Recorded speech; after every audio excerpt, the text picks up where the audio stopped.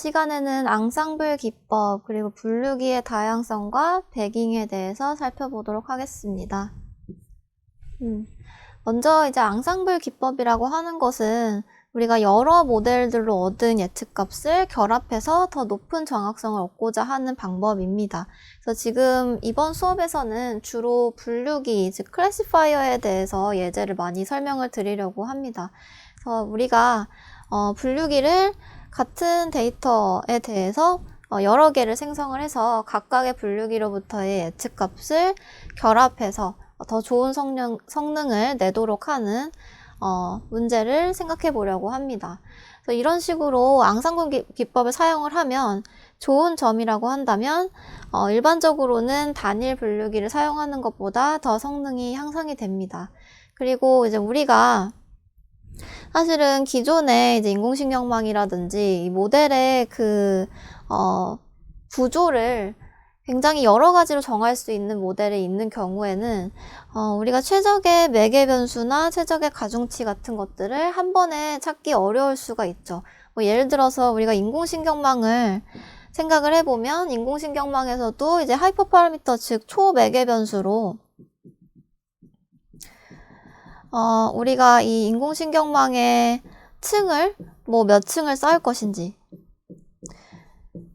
요 층 개수, 레이어 개수를 몇 개를 할 것인지, 그 다음에 이제 요 각각의 레이어 안에 들어있는 노드 값을 어떻게 정할 것인지, 그 다음에 학습률 같은 경우 러닝 레이트를 어떻게 정할 것인지, 등등 이런 여러 가지 하이퍼 파라미터들이 있었죠. 그래서 이런 여러 가지들을 다 사실은 여러 모델들을 새로 만들어서 다 돌려볼 수가 있는데, 그래서 이제 하나를 딱 처음부터 정해서 무조건 사용을 한다기보다는 여러 개의 모델들을 유사한 것을 만들어 놓고 그것들을 또 앙상블을 통해서 결합해서 조금 더 나은 결과를 얻어내는 것도 해볼 수가 있겠죠. 그리고 또한 데이터 양에 따른 어려움을 극복할 수 있다라고 되어 있는데 여기서 뒤에서 다시 설명을 드리겠지만 이제 같은 샘플을 재사용하는 리샘플링 기법도 활용을 할 수가 있습니다.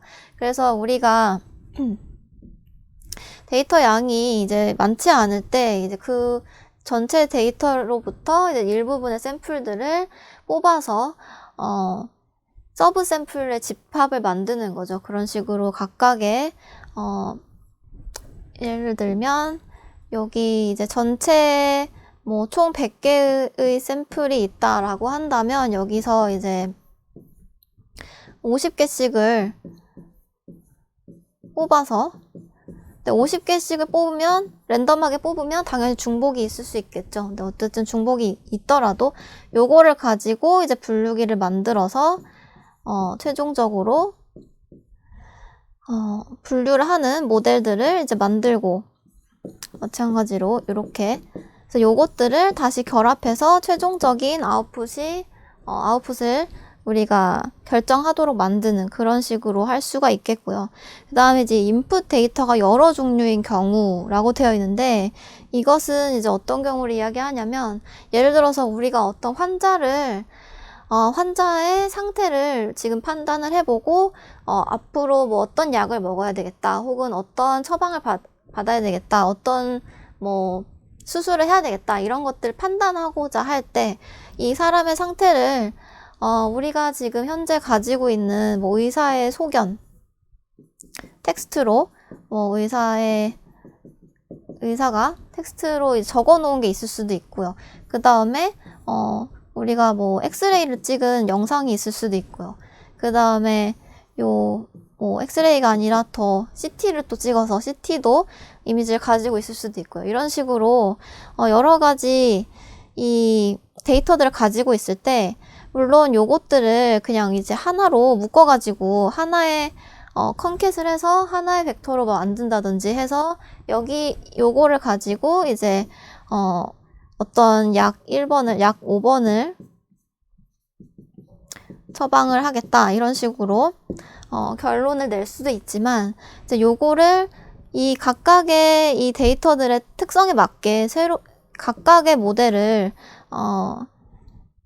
학습을 시킨 다음에 요 세 개를 이제 합해서 또 어떤 약을 처방할지를 우리가 판단을 할 수도 있겠죠. 그래서 이런 식으로 인풋 데이터가 또 여러 종류인 경우에 각각의 별도의 클래시파이어를 만들어서 그 결과를 결합하고 싶은 경우에도 사용을 할 수가 있을 겁니다. 그 다음에 이제 트레이닝 셋이 시간에 따라 점차 커지는 경우 뭐 이렇게 되어 있는데, 예를 들어서 우리가 어떤 뭐 인터넷에 올라온 데이터를 열흘에 한 번씩 측정을 해서 한꺼번에 모아서 데이터를 만든다라고 생각을 해보겠습니다. 그러면 이제 전체 데이터가 있는데, 이 데이터가 일단 1일에서 10일차에 만들어진 데이터가 있고, 그 다음에 이제 11일부터 20일까지 만들어진 데이터, 이런 식으로 쭉 새로운 데이터가 계속 생성이 될 텐데, 그럼 이거를 이제 전체에 대해서 한 번에 다 돌리는 것이 아니라, 하나의 분류기를 학습하는 것이 아니라, 뭐 여기서 이제 10일 동안 만들어진 것으로 이제 데이터를 모아서 분류기를 만들고, 그 다음에 여기 이제 그 다음 열흘치로 분류기를 만들고, 그 결과를 이제 나중에 합산을 하는 식으로 진행을 할 수도 있겠죠. 그래서 이런 경우에는 점진 학습이라고 되어 있는데, 이런 식으로 학습을 진행할 수도 있을 겁니다. 그래서 이제 두 번째로 나오는 개념은 classifier variability라고 되어 있는데요. 그러니까 분류기가 다양하면 다양할수록 좋다라는 겁니다. 그래서 이게 왜 중요한지를 말씀을 드리면, 우리가 여러 개의 분류기로부터 만들어진 결과를 통합해서 앙상블, 즉 합쳐가지고 하나의 결과를 낼 텐데, 이때 분류기별로 틀리는 샘플이 다를수록 다양하다라고 이야기를 할 수 있습니다. 그러니까 같은 샘플에 대해서 3개의 분류기가 2개는 클래스 1번, 나머지 하나는 클래스 2번으로 분류를 한다. 이런 식으로 틀리는 샘플이 있을수록 이제 다양성이 크다라고 이야기를 할 수 있는데요. 근데 이런 다양성이 없이 모든 분류기가 모든 샘플에 대해서 다 같은 결과를 내놓는 경우는 사실상 앙상블 효과가 적습니다. 그리고 이제 모든 분류기가 똑같은 결과를 낸다면 앙상블을 하는 의미가 없겠죠. 그래서 사실은 더 좋은 경우는 이제 다양성이 좀 높은 경우가 좋은 경우다, 앙상블을 하기 좋은 경우다라고 이야기를 할 수가 있겠습니다. 그래서 이 다양성을 측정하는 척도로 우리가 생각할 수 있는 것이 이제 아래와 같은 식인데요. 이거는 이제 여러 가지 척도 중에 하나를 샘플로 가지고 온 것인데, 이 다양성 척도를 계산하는 것은 뒤에 이제 연습 문제 풀이에서 조금 더 자세하게 설명을 하도록 하겠습니다. 그래서 이제 다양한 분류기를 만드는 방법, 아까 전에 이제 말씀드렸던 것처럼 분류기들이 서로 조금씩 그 결과가 다르면 다를수록 앙상블의 효과가 크다라고 이야기를 했는데, 그런 분류기를 만들기 위해서 할 수 있는 방법들은 먼저 이제 재샘플링 방법이 있습니다. 이제 리샘플링 방법이라고 하는데, 요것은 이제 트레이닝 셋에서 일정한 비율의 데이터를 임의로 선택하는 일을 여러 번 반복한다 라고 되어 있죠. 그래서 지금 뒤에서 말씀드릴 배깅과 부스팅이 여기 재샘플링 방법에 포함이 됩니다. 그 다음에 이제 서브스페이스 부분 공간 방법이라고 되어 있는데, 요 같은 경우는 원래 특징 공간에서 일부분만 원래 피처 중에서 일부분만 선택을 해서 분류기를 만드는 방법을 여러 번 반복하는 것을 의미를 합니다. 그래서 이것은 우리가 이전에 배웠던 디시전 트리, 즉 결정 트리를 모아서 앙상블로 만드는 이제 랜덤 포리스트라는 기법으로 예제를 보여드리도록 하겠습니다. 그래서 먼저 이제 이번 시간에 소개해 드릴 것이 이제 배깅인데요. 배깅 같은 경우는 부트스트랩 아이디어를 앙상블 생성에 적용했다라고 되어 있습니다. 그래서 이름이 부트스트랩 어그리게이팅을 줄여서 배깅이 된 것인데요. 그래서 이 배깅 같은 경우에는 안정적인 분류기보다는 불안정한 분류기를 사용할 때 보다 효과적이다라고 이야기를 하고 있습니다. 즉 앞서 말씀드린 것처럼 분류기에 어떤 다양성이 존재를 해야 되기 때문에 뭐 SVM이라든지 인공신경망처럼 계속 유사한 분류기가 학습이 되는 경우보다 이제 결정트리처럼 조금 여러 개의 분류기들이 서로 좀 다른 결과를 내는 경우에 보다 효과적이다라고 이야기를 하고 있습니다. 그래서 지금 여기 이제 밑에 배깅의 알고리즘을 조금 설명을 해 두었는데요. 이게 수도코드로 나타내 있는데, 먼저 우리가 항상, 왔던 것처럼 전체 이제 훈련 집합이, n개 샘플이 존재를 하겠죠. 그 다음에 여기 이제, 요게 이제 피처들이 있을 거고요. 그 다음에 정답이 있을 거고요. y. 정답이 있을 거고요.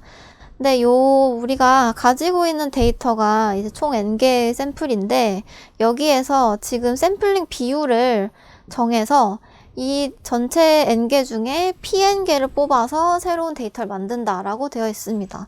즉, 지금 p가 0에서 1 사이의 값이기 때문에, 뭐 예를 들어서 0.3으로 정했다라고 한다면, 그 다음에 뭐 전체 샘플이 100개다라고 한다면, PN이니까 0.3 곱하기 100 하면은 30개 정도가 되겠죠. 30개의 샘플을 뽑아서 여기서, 30개짜리 샘플을 뽑아서 이제 얘가 X-이라고 되어 있죠. 그래서 여기에 대해서, 분류기를 학습하고, 그 다음에 이제 여기서 다시 또 이게 지금 리핏으로 계속 반복이 되게 되어 있죠. 그래서 여기서 다시 또 30개를 또 뽑아서 요걸로 이제 분류기를 학습하고, 얘도 분류기를 학습하고, 지금 분류기가 여기 보시는 것처럼 처음에는 분류기가 아무것도 없는 공집합인 상태인데, 분류기를 첫 번째 t에 대해서 학습한 거 C1, C2 이런 식으로 분류기를 여러 개를 학습해 나가는 것이죠. 그래서 그거를 이제 전체 집합으로 포함을 시킨다라고 표현이 되어 있습니다. 근데 여기에 이제 대치를 허용한다라고 되어 있는데, 이 대치를 허용한다라고 하는 것이 이제 영어로는 with replacement라고 이야기를 할 수 있습니다. 이게 무슨 뜻이냐 하면, 우리가 이제 여기서 100개 중에 30개를 뽑을 때 이 안에서 이제 랜덤하게 샘플을 100개 중에 랜덤하게 어떤 위치에 있는 것을 골라서 30개를 만들 건데, 이제 대치를 허용한다라고 하는 것은 만약에 여기 이제 10번째 위치에 있는 샘플이 뽑혀서 여기에 들어갔다라고 한다면, 이 10번째 샘플을 아예 이제 두 번째로 뽑을 때 제외를 시키느냐, 그냥 그대로 내버려 두고 또 뽑힐 수도 있게 남겨두느냐, 이 두 가지의 차이가 with하고 without replacement입니다. 근데 여기서는 대치를 허용한다고 했기 때문에 우리가 뽑은 샘플을 아예 없애버리지 않고 그대로 다시 남겨두고, 그 다음에 이제 뭐 두 번째로 뽑았을 때는 뭐 20번째 샘플이 여기로 두 번째 샘플로 뽑혔을 수가 있고요. 그 다음에 만약에 세 번째로도 또 랜덤하게 뽑았을 때 10번째 샘플이 또 뽑힐 수도 있다라는 거죠. 이렇게 이제 우리가 이미 뽑은 것을 여기 전체 샘플에서 빼지 않고 그대로 남겨두고 다시 뽑힐 수도 있게 하는 것을 대치를 허용한다라고 이야기를 하고 있습니다.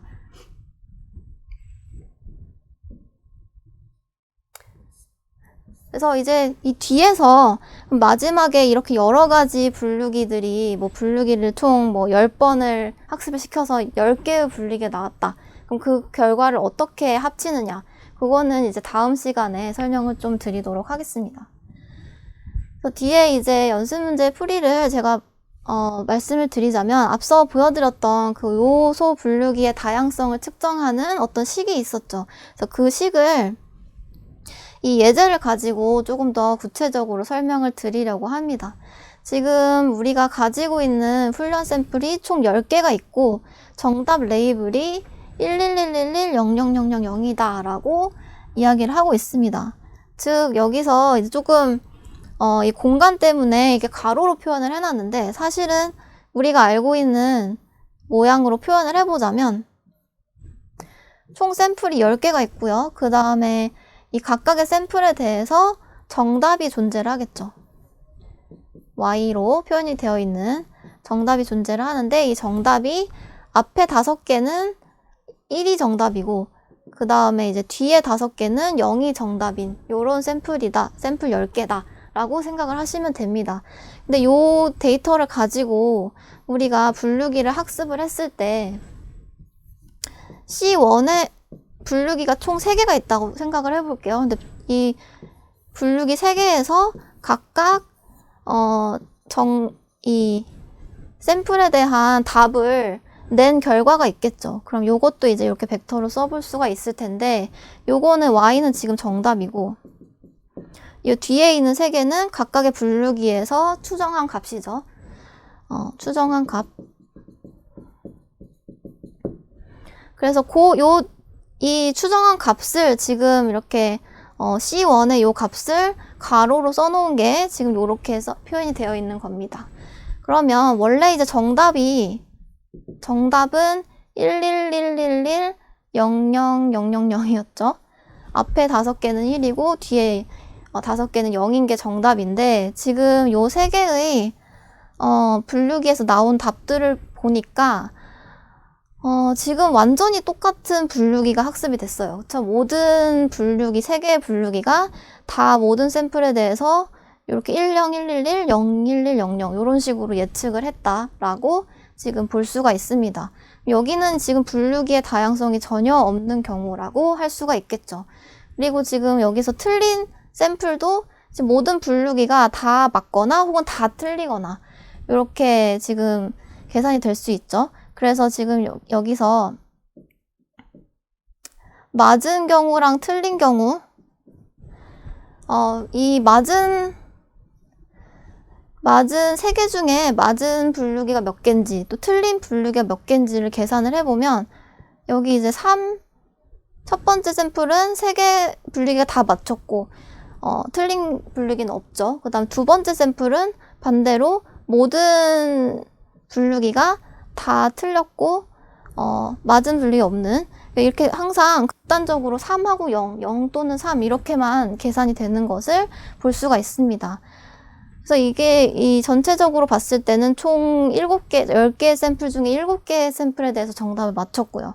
그래서 이렇게 생각을 해볼 수가 있고 그 다음에 이제 조금 다른 상황에서 C1, 2, 3 말고 4, 5, 6가 있어서 새로운 3개의 분류기가 이제 학습이 되었다라고 생각을 해볼게요.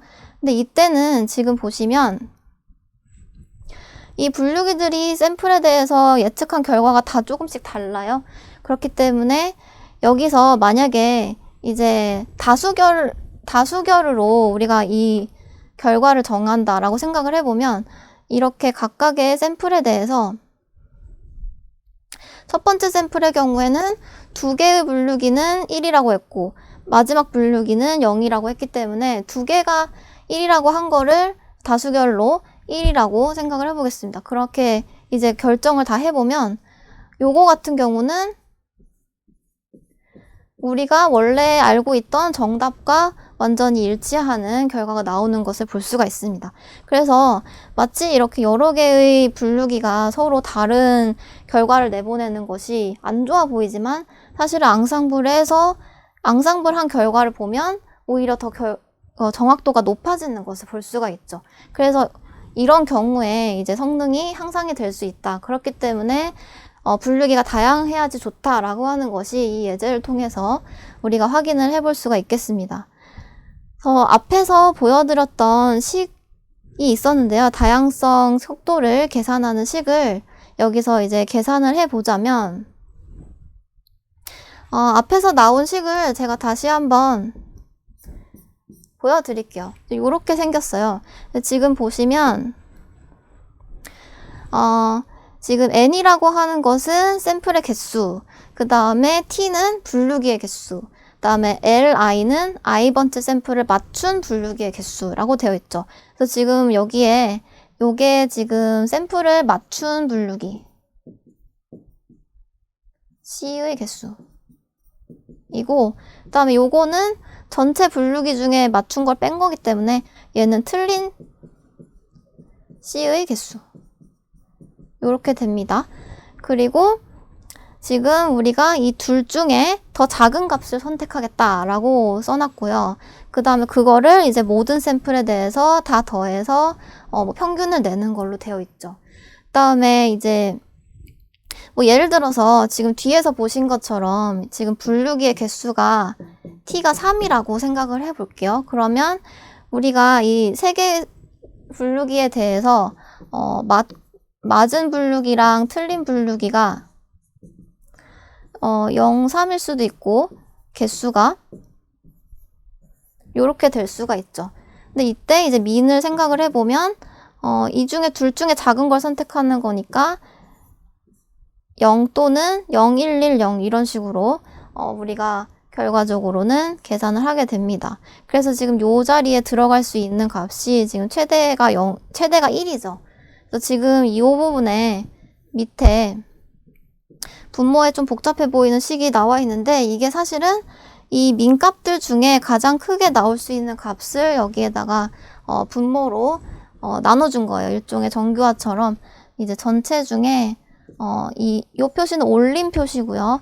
그래서 t를 3을 2로 나눈 거 1.5니까 올림을 하면 2죠. 그래서 3 빼기 2 해서 1이 들어가는 겁니다. 그래서 여기서 지금 민값 중에서 가장 크게 나올 수 있는 값이 이제 1이기 때문에 여기 요 자리에 그 값을 넣어준다고 생각하시면 되고 일종 보정을 해주는 역할이고요.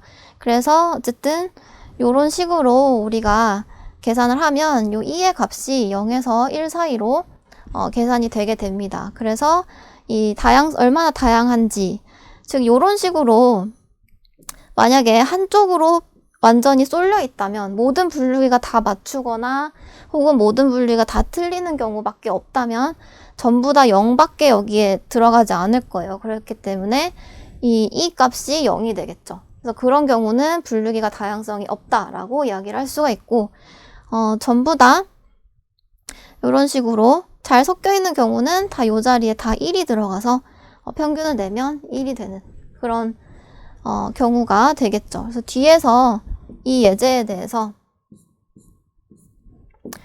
계산을 한 것을 보여드리면 지금 이 위의 경우에는 모든 분류기들이 맞거나 틀리거나 다 0, 맞은 분류기, 틀린 분류기를 다 계산을 해보면 3, 0, 0, 3, 3, 0 이런 식으로 다 되어 있기 때문에 얘네들의 이제 민값을 계산을 하면 이 중에 작은 건 0이고 이 중에 작은 것도 0이고 다 0으로 계산이 될 겁니다. 그렇기 때문에 지금 여기에 이 식에 여기 이 자리에 전부 다 0이 들어가는 거 볼 수가 있고요. 그 다음에 아까 얘기한 것처럼 이제 샘플 개수로 나눠주고 다음에 t에서 2분의 t에 올림한 것을 뺀 거, 그게 여기 들어가는 거였죠. 그래서 이렇게 계산을 해보면 이 위의 상황에서는 다양성이 0이 나온다.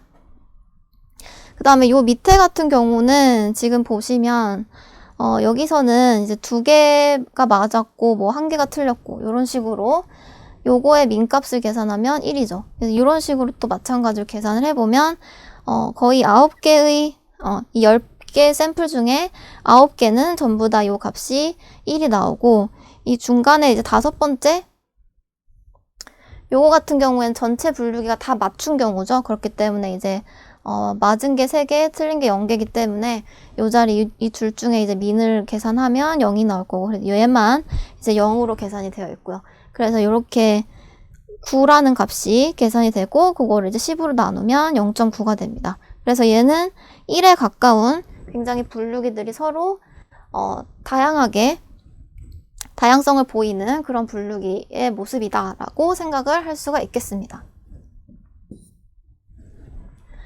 네, 그래서 오늘 수업에서 다룬 내용을 말씀을 드리자면 이제 머신러닝에서 여러 모델로부터 얻은 예측값을 적절한 방법으로 결합하는 앙상블 기법을 활용하고자 한다. 그래서 그 결과적으로 이제 더 높은 성능을 얻고자 하는 것이 목적이다 라고 이야기를 할 수 있겠고요. 그 다음에 앙상블 기법에서는 각각의 분류기별로 틀린 샘플이 다를수록 앙상블 효과가 커진다 라고 이야기를 할 수 있겠습니다. 그리고 다양한 분류기를 만드는 방법에 재샘플링과 부분 공간 방법이 있고 재샘플링에는 배깅과 부스팅, 그 다음에 부분 공간에는 랜덤 포리스트가 해당이 된다라고 말씀을 드렸습니다. 그리고 그 중에서 오늘 이제 조금 더 설명을 드린 것이 배깅이었는데요. 배깅은 부트스트랩 아이디어를 이제 앙상블 생성에 적용을 해서 안정한 분류기보다는 불안정한 분류기들을 사용할 때 더 효과적인 방법이다 라고 이야기를 했습니다.